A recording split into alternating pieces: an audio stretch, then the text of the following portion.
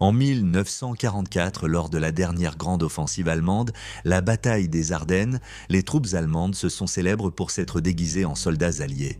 Moins connus sont les exploits d'une unité spéciale qui menait des opérations secrètes juste sous le nez de l'ennemi. Faisant partie de l'Abwehr, le service de renseignement allemand, cette unité d'élite passait derrière les lignes ennemies pour sécuriser ou saboter des sites stratégiques.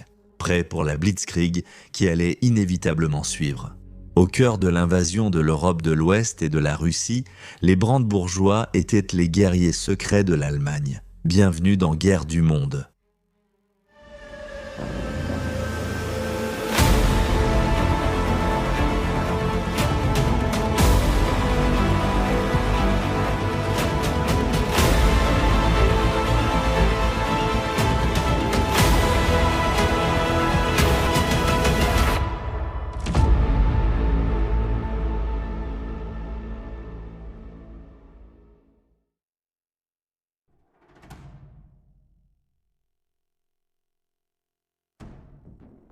Pendant la Première Guerre mondiale, le général Paul von Lettow-Vorbeck commandait les forces lors de la campagne d'Afrique de l'Est dans l'armée impériale allemande.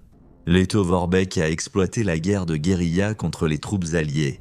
Et, de la même manière, Thomas Edward Lawrence a également utilisé les mêmes tactiques contre les Turcs en Arabie avec un grand succès. En septembre 1939, pendant la campagne de Pologne, l'Oberkommando der Wehrmacht, a créé le bataillon Ebbinghaus, composé de soldats polonophones.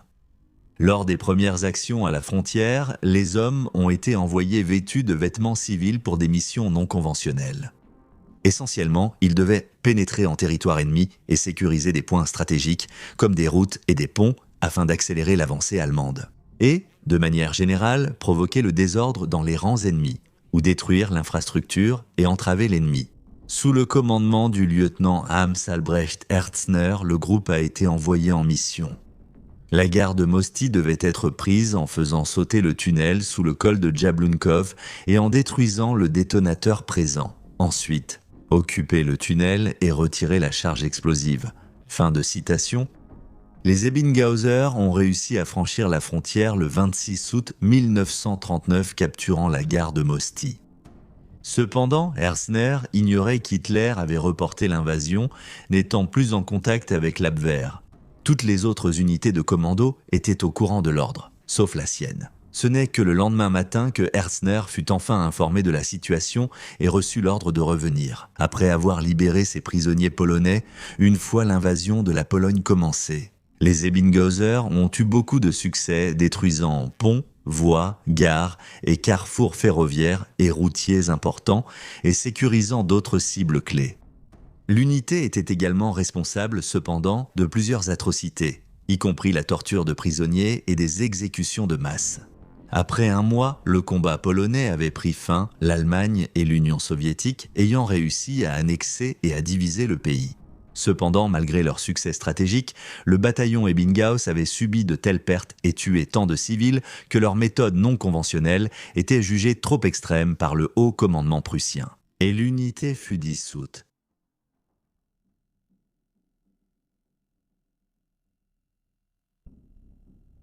Cependant, en octobre 1939 l'amiral Wilhelm Canaris a convaincu l'Oberkommando der Wehrmacht de le laisser former un groupe de renseignement au sein de son commandement de l'Abwehr. Le capitaine Theodor Gottlieb von Hippel, officier de Canaris, avait servi sous Lettow-Vorbeck en Afrique de l'Est et adopté ses tactiques de guérilla. Hippel a proposé qu'une petite unité de combat, hautement entraînée à la guerre psychologique et parlant couramment plusieurs langues étrangères, puisse mener des missions de combat clandestines derrière les lignes ennemies, semant le chaos dans le commandement, la communication et les opérations logistiques de l'ennemi. Hippel a reçu l'ordre de former une compagnie de saboteurs pour l'Ouest, et Canaris l'a autorisé à créer une unité inspirée des Ebbinghausers. La Lehr&Bo Company a été formée le 25 octobre 1939 en tant que partie de l'Abwehr. Les recrues étaient à tout le contraire de ceux qui incarnaient l'Übermensch de la race supérieure germanique dans la SS de Heinrich Himmler. Au lieu de privilégier une ascendance aryenne, Hippel recherchait des hommes d'autres groupes ethniques, tels que polonais et slaves, prêts à combattre pour l'Allemagne. Selon l'auteur David Higgins, Les candidats devaient être motivés, aventureux, en bonne condition physique et démontrer des aptitudes à l'improvisation, au tir, à la maîtrise de soi, aux coutumes et cultures étrangères, ainsi qu'être capable de parler couramment au moins une langue supplémentaire. Fin de citation. L'unité s'est installée dans la caserne de Brandebourg dans la ville de Stendal. En 3 mois, la compagnie a été agrandie et renommée Bataillon Brandebourg. Les hommes sont devenus connus sous le nom de brandebourgeois et ont été répartis en 5 sections. Service de renseignement secret, contre-espionnage, sécurité, sabotage, contre-sabotage et missions spéciales.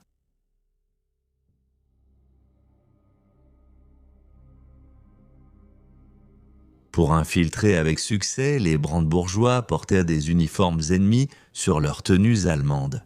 Ainsi, s'ils étaient capturés et démasqués, on espérait qu'ils seraient traités comme prisonniers de guerre plutôt que fusillés comme espions. Malgré cela, chaque membre du bataillon devait être volontaire, car il était probable qu'en cas de capture, lors d'opérations secrètes, il serait exécuté.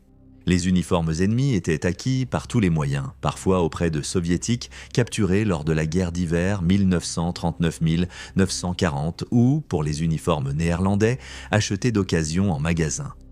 Parfois, les Brandenburgers étaient déguisés en semi-camouflage Halbtarnung, comme avec un casque et un manteau. À d'autres moments, lorsqu'une ruse plus poussée était nécessaire, les hommes portaient un camouflage complet Waltanung, c'est-à-dire l'ensemble complet de l'uniforme militaire ennemi.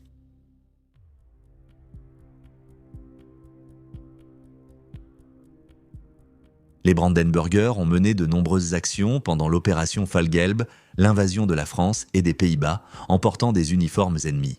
De petits groupes ont traversé les pays du Benelux le 8 mai 1942 nuit, avant le début réel de l'offensive. Pour dessiner des cartes, prendre des photos, acheter des uniformes d'occasion et entrer en contact avec des partisans nazis.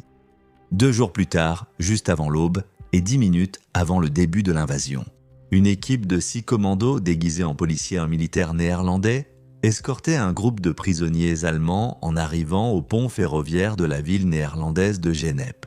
Ils traversèrent calmement devant les 4 sentinelles néerlandaises qui pensaient que les policiers militaires étaient de leur côté et furent facilement maîtrisés et neutralisés.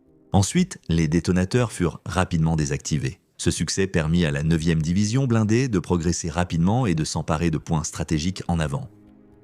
Pendant la Première Guerre mondiale, les Belges avaient stoppé les Allemands en inondant la plaine de l'Isère. À présent, la Hollande était envahie par l'assaut allemand. Il était crucial que ce retard ne se reproduise pas. Il y avait des stations de pompage le long de la route Ostende-Nieuport pour contrôler les eaux au sud du fleuve. IS, un groupe d'une douzaine de brandebourgeois, cette fois déguisés en manteau de l'armée belge, fut envoyé de Gand pour s'emparer des stations de pompage près du pont routier sur la rive sud de LOISI.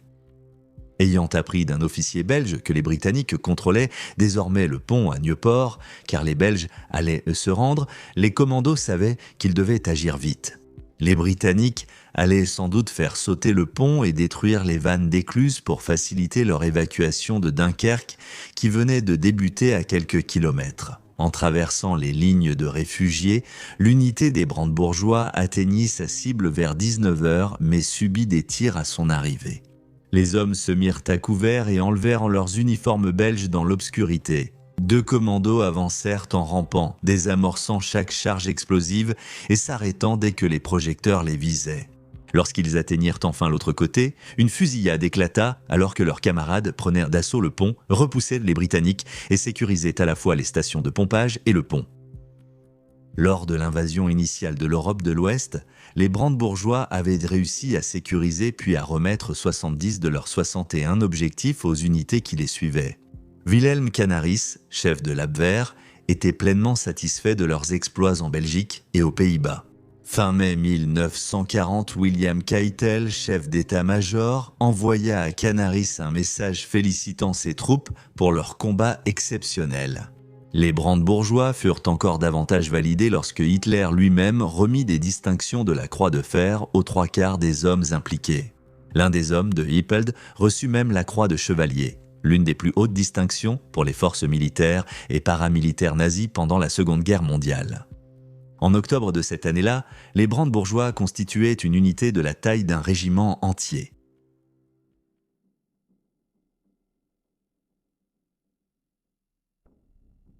En juin 1941, pensant l'Europe occidentale sécurisée, Hitler lança l'opération Barbarossa. Il avait l'intention de vaincre la Russie d'un seul coup. Les stocks militaires soviétiques furent saisis pendant la guerre d'hiver. Les matériaux comprenant des uniformes, des casquettes, des manteaux, des armes et même des motos et des camions. À l'été 1942, le régiment Brandenburg a été envoyé en Ukraine pour soutenir l'avancée allemande vers Stalingrad et les champs pétrolifères du Caucase. Tout comme il l'avait fait à l'ouest, les Brandenburgers déguisés furent les premiers à franchir la frontière. Là, ils ont pris contact avec des alliés ukrainiens et biélorusses qui combattaient contre les occupants soviétiques. Ils ont mené des dizaines d'opérations secrètes pour couper les lignes téléphoniques et télégraphiques, capturer des ponts et d'autres cibles clés afin de faciliter la prochaine blitzkrieg. Portant des manteaux de l'armée rouge par-dessus leurs uniformes et dirigés par un commando parlant couramment le russe, chaque détachement des brandebourgeois était sous une pression immense, car les gardes frontières étaient hyper vigilants face à toute attaque allemande et les hommes n'avaient aucune idée des mots de passe soviétiques pour cette nuit-là. Ils avaient également reçu l'ordre de ne pas ouvrir le feu sous aucun prétexte avant le début de l'assaut principal. Ainsi, leur seule option était d'essayer de se sortir de toute situation délicate par la parole ou, en dernier recours, de fuir. Les brandebourgeois ont pu s'enfoncer plus loin en territoire ennemi que n'importe quelle autre compagnie allemande auparavant, menée par Adrian von Volkersam et déguisée en membre détesté du commissariat du peuple aux affaires intérieures. La police secrète soviétique, une unité de 62 brandebourgeois composée d'Allemands des Sudètes et des pays baltes, est entrée en action. Leurs ordres étaient de capturer et de sécuriser les champs pétrolifères vitaux de Mikop. Au volant de camions de l'armée rouge, la compagnie a aisément traversé les lignes soviétiques pour pénétrer plus loin en territoire ennemi. Lorsque les hommes sont tombés sur un grand groupe de soldats soviétiques tentant de fuir le combat, Volkersam les a persuadés de continuer à se battre et les a renvoyés au front. Grâce au camouflage des troupes russes, les brandebourgeois ont pu circuler librement autour des lignes soviétiques.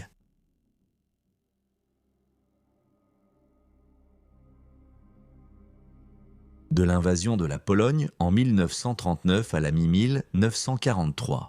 Les brandebourgeois ont mené des opérations spéciales partout en Europe, mais la plupart des journaux de combat et rapports de compagnie ont été détruits pendant la guerre.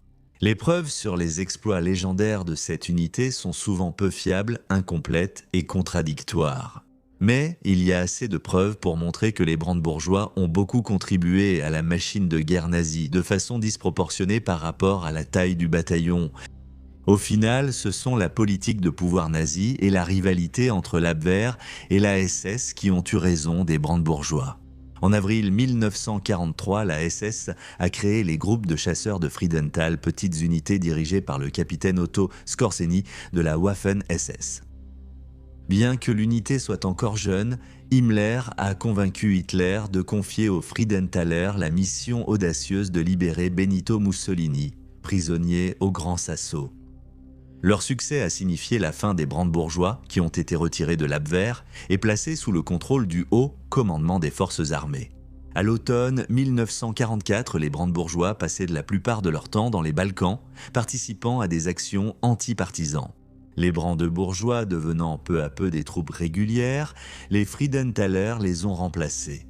En septembre 1944, l'unité fut reclassée en tant que Panzergrenadier division Brandenburg et les 900 soldats officiers et sous-officiers qui s'étaient spécialisés dans la guerre secrète de commando furent tous transférés dans les unités SS Jagdverband.